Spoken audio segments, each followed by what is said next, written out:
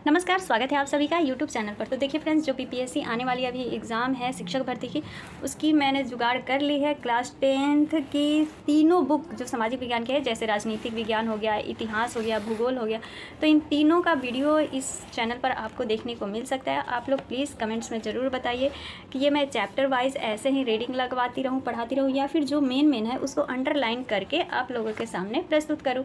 और मतलब सबसे पहले किस विषय की वीडियो लानी चाहिए, तो प्लीज़ आप लोग इसको कमेंट्स में ज़रूर बताइएगा। चलिए, अभी हम लोग बैठने से अच्छा है कि कुछ टॉपिक को हम लोग कंप्लीट कर लें। तो ये क्राउन का सामान्य ज्ञान है, क्योंकि बहुत से भाई बहन पूछते हैं कि कौन सी बुक है, तो क्राउन का सामान्य ज्ञान है। और इसमें आज हम लोग आधुनिक भारत का इतिहास जो है, जिसमें कि मुगल साम्राज्य का पतन जो है, वो सारा कंप्लीट कर लेंगे। देखिए, बिल्कुल इंपॉर्टेंट, मतलब इस प्रकार से दिया हुआ है ना टॉपिक वाइज, जिससे कि प्रश्न पूछा जाता है। जैसे बहादुर शाह प्रथम, जहादर शाह हो गया, फर्रुखसियर हो गया, अहमद शाह हो गया। कम से कम आज हम लोग 8 से 10 टॉपिक को ख़त्म कर लेंगे। तो चलिए, बिना देरी किए बढ़ते हैं हम लोग प्रश्नों अपने टॉपिक की तरफ। तो देखिए फ्रेंड्स, हमारा जो टॉपिक है वो है आधुनिक भारत का इतिहास, जिसमें कि कहाँ से शुरू होता है, तो मुगल साम्राज्य के पतन से शुरू होता है। ठीक है, मुगल साम्राज्य का पतन कहाँ से शुरू होता है, तो औरंगजेब की मृत्यु से। और बाहर थोड़ा बहुत शोरगुल हो रहा होगा तो उसको इग्नोर कर दीजिएगा। अहमदनगर में 3 मार्च 1707 को औरंगजेब की मृत्यु हुई। औरंगजेब की मृत्यु के बाद उसके जो 3 पुत्र थे, मोहम्मद मुअज्जम, मोहम्मद आजम एवं मोहम्मद कामबख्श के बीच उत्तराधिकारी के लिए क्या होता है, युद्ध होने लगता है। तो तीनों पुत्रों का नाम याद कर लीजिएगा। मुअज्जम जो उस समय अफगानिस्तान में था, उसने लाहौर के निकट बहादुर शाह के नाम से अपना राज्याभिषेक करवाया। तो बहादुर शाह के नाम से किसने राज्याभिषेक करवाया अपना, तो मुअज्जम ने करवाया। कहाँ करवाया, तो अफगानिस्तान में था, वहीं पर निकट में। कहाँ पर, तो लाहौर के निकट में उसने अपना राज्याभिषेक कराया। और जजाऊ के युद्ध में आजम तथा बीजापुर के युद्ध में कामबख्श को मार डालता है, मतलब जो उसके 2 भाई होते हैं उसको मार डालता है, और दिल्ली के तख्त पर स्वयं बैठ जाता है। तो ये कुछ इंपॉर्टेंट पॉइंट था औरंगजेब से संबंधित। अब आते हैं हम लोग बहादुर शाह प्रथम, यानी 1707 से 12 तक इसका शासनकाल रहता है। बहादुर शाह प्रथम 65 वर्ष की आयु में मुगल सम्राट बना। तो कितने वर्ष की आयु में, तो 65 वर्ष की आयु में मुगल सम्राट बना। उसने मराठों और राजपूतों के प्रति मैत्रीपूर्ण नीति अपनाई तथा मराठा नेता शाहू संभाजी का जो पुत्र था उसको मुगल कैद से आज़ाद कर दिया। किसने आज़ाद किया, तो बहादुर शाह प्रथम ने आज़ाद किया। जोशुआ केटेलार के नेतृत्व में एक डच प्रतिनिधि मंडल बहादुर शाह के दरबार में आया। किसके नेतृत्व में, तो जोशुआ केटेलार के नेतृत्व में। अगर टेढ़ा क्वेश्चन बीपीएससी पूछेगी तो इस प्रकार के पूछ सकती है कि जोशुआ केटेलार के नेतृत्व में एक डच प्रतिनिधि किसके शासनकाल में आया या किसके दरबार में आया, तो बहादुर शाह के दरबार में आया।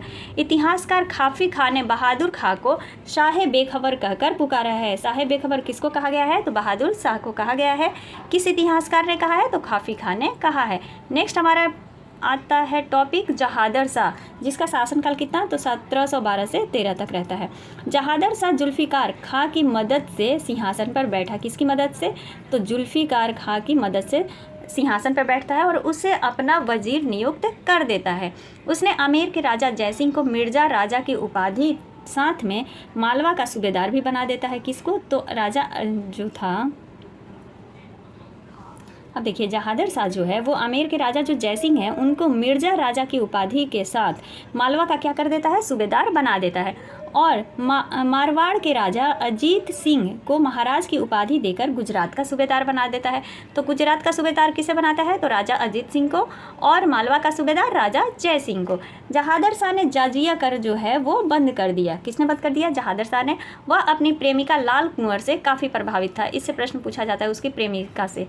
अजीम उस शान के पुत्र फर्रुखसियर ने, अब फर्रुखसियर किसका पुत्र था, तो अजीम उस शान के पुत्र थे, और उसने सैयद बंधुओं की सहायता से 1713 में जहादर शाह की हत्या करवा देता है। किसकी सहायता से, तो सैयद जो बंधु थे उनकी सहायता से हत्या करवा देता है। और जहादर शाह को लोग क्या कहते थे, तो लापरवाह या लंपट मूर्ख राजा भी कहते थे। बहादुर शाह को क्या कहा जाता था, तो शाह बेखबर, और जहादर शाह को लापरवाह या लंपट राजा कहा जाता था। अब आती है बारी फर्रुखसियर की, जिसका शासनकाल 1713 से 1719 तक होता है। फर्रुखसियर को सैयद बंधुओं अब्दुल्ला खां एवं हुसैन अली के सहयोग से सिंहासन मिला, क्योंकि इन्होंने ही तो जहादर शाह को मार डाला, जिसके कारण फर्रुखसियर को क्या हुआ, गद्दी मिली। अब वे नृप निर्माता भी कहलाने लगे। कौन नृप निर्माता कहलाने लगे, तो सैयद जो बंधु थे अब्दुल्ला खां एवं हुसैन अली, उनको क्या कहा जाने लगा, नृप निर्माता, यानी राजा निर्माण करने वाला कहा जाने लगा। इसी काल में सिख नेता बंदा बहादुर को फांसी दे दी गई। किसके शासनकाल में? तो फर्रुखसियर के शासनकाल में बंदा बहादुर को फांसी दे दी गई। जॉन सोरमन के नेतृत्व में ईस्ट इंडिया कंपनी का एक दल 1717 ईस्वी में भारत आता है। तो ये प्रश्न अगर टेढ़ा मेढ़ा घुमा करके पूछे कि फर्रुखसियर के शासनकाल में किसके नेतृत्व में ईस्ट इंडिया कंपनी का एक दल भारत आता है, तो किसके नेतृत्व में? जॉन सोरमन के नेतृत्व में 1717 ईस्वी में। उसी दल में एक कौन थे? तो एक चिकित्सक थे, जिनका नाम क्या था? हैमिल्टन था, जिन्होंने इसका इलाज भी किया था, स्वास्थ्य लाभ भी मतलब करवाया था ना। किसका? ये जो बादशाह था फर्रुखसियर। उसके बाद फर्रुखसियर ने 1717 ईस्वी में ईस्ट इंडिया कंपनी के लिए एक व्यापारिक लाभ का फरमान जारी किया, जिसे क्या कहा जाता है? तो कंपनी का मैग्ना कार्टा भी कहा जाता है। फर्रुखसियर सैयद बंधुओं से मुक्त होना चाहता था, लेकिन सैयद बंधुओं ने पेशवा बालाजी विश्वनाथ से दिल्ली संधि करके मराठों की सहायता से फर्रुखसियर को क्या करवा देता है? अंधा करवा देता है। देखिए, अब फर्रुखसियर उन लोगों से मुक्ति करना चाहता था, और ये जो सैयद बंधु थे जिन्होंने इसको राजा बनाया था, उन्होंने ही मिल करके उसको अंधा करवा दिया। सैयद बंधुओं ने रफ़ी उद दर्जात को मुग़ल बादशाह बनाया। किसको बनाया? तो रफ़ी उद दर्जात को मुग़ल बादशाह बनाया। यह सबसे कम समय तक शासन करने वाला मुग़ल बादशाह था। इससे प्रश्न पूछा जाता है कि सबसे कम समय तक शासन करने वाला मुग़ल बादशाह कौन था? तो रफ़ी उद दर्जात था। डेट याद कर लीजिए, 28 फरवरी से 4 जून 1719 ईस्वी तक। ठीक है। नेक्स्ट, रफ़ी उद दर्जात की मृत्यु के बाद रफ़ी उद दौला शाहजहाँ द्वितीय की उपाधि के साथ मुग़ल बादशाह बना। कौन बना? तो रफ़ी उद दौला बना, जिसे कि शाहजहाँ द्वितीय के नाम से जाना गया, जो कि मुग़ल बादशाह बनता, और जिसका शासनकाल कब से कब तक है? तो 6 जून 1719 से 17 सितंबर 1719 ईस्वी तक। सबसे कम समय शासन करने वाला मुग़ल बादशाह तो वो था रफ़ी उद दर्जात। ठीक। और उसकी मृत्यु के बाद रफ़ी उद दौला शाहजहाँ द्वितीय की उपाधि पाकर के मुग़ल बादशाह बनता है। फर्रुखसियर को क्या कहा जाता है? तो फर्रुखसियर को दुर्बल और कायर होने के कारण इसे घृणित कायर भी कहा जाता है। घृणित कायर किसे कहा जाता है? तो फर्रुखसियर को कहा जाता है। आगे बढ़ते हैं। नेक्स्ट है मोहम्मद शाह यानी रोशन अख्तर, 1719 से 48 ईस्वी तक। आप ये ना समझें कि इस टॉपिक से नहीं पूछा जाता है, कोई नहीं जानता है कि एग्जामिनर कब कहाँ से कौन सा प्रश्न पूछ सकता है, तो इसलिए हर टॉपिक को एक नज़र देखना आवश्यक होता है। तो चलिए इसको देख लेते हैं। मोहम्मद शाह ने 1720 ईस्वी में जजिया कर को क्या किया? तो अंतिम रूप से पूरी तरह से समाप्त कर दिया। ठीक है, जजिया कर को जहादर शाह ने भी जजिया कर बंद कर दिया था, लेकिन जो मोहम्मद शाह है उसने पूरी तरह से समाप्त कर दिया। मोहम्मद शाह ने निज़ाम उल मुल्क के नेतृत्व में 1722 ईस्वी में सैयद बंधुओं की हत्या करवा दी। तो सैयद बंधुओं की हत्या किसने करवा दी? तो मोहम्मद शाह ने करवा दी 1722 ईस्वी में।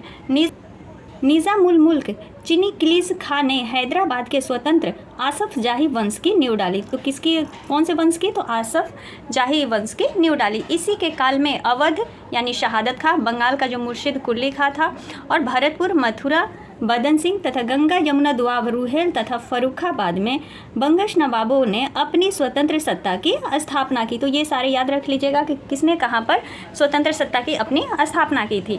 अगला है हमारा 1739 ईस्वी में नादिर शाह जो फारस का शासक था, उसने भारत पर आक्रमण कर दिया। तो भारत पर आक्रमण नादिर शाह ने कब किया? तो 1739 ईस्वी में।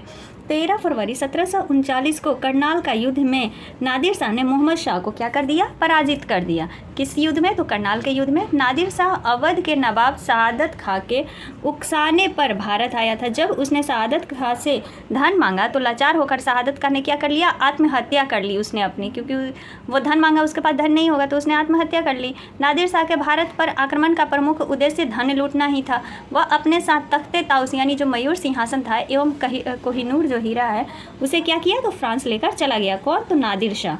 नेक्स्ट आते हैं शासक जो कि हैं, अच्छा हाँ, एक पॉइंट और है कि रंगीला किसे कहा जाता है? तो रंगीला शासक कहा जाता है मोहम्मद शाह को। तो रंगीला शासक हो गया। घृणित कायर फर्रुखसियर को कहा जाता है। फिर से जहादर खां को क्या कहा जाता है? तो लापरवाह या मूर्ख राजा कहा जाता है। और जो बहादुर शाह है उसको कहा जाता है शाह बेखबर। नेक्स्ट है हमारे अहमद शाह जिसका शासनकाल 1748 से 1754 ईस्वी तक था। ठीक है, इसके बारे में अब देख लेते हैं कुछ पॉइंट है।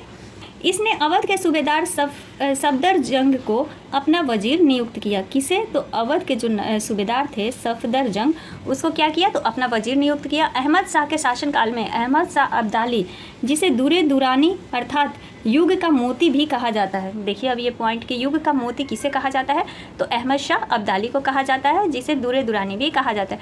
का भारत पर क्या हुआ? तो आक्रमण हुआ। ठीक है, किसके शासनकाल में? अहमद शाह के शासनकाल में। किसने किया? तो अहमद शाह अब्दाली ने भारत पर आक्रमण किया। अहमद शाह के समय अब्दाली ने 5 बार भारत पर आक्रमण किया था। कितनी बार? 5 बार। यहाँ पर लिखा है ना 5 बार। 1748 से 54 के बीच में आक्रमण किया। इसने कुल मिलाकर, कुल अगर पूछ लेता है तो कुल मिलाकर इसने भारत पर आक्रमण कितना बार किया है? तो वो किया है 7 बार आक्रमण। और ऐसे अहमद शाह के समय में कितनी बार किया है? तो 5 बार किया है। अगले आते हैं आलमगीर द्वितीय 1754 से 59 ईस्वी तक।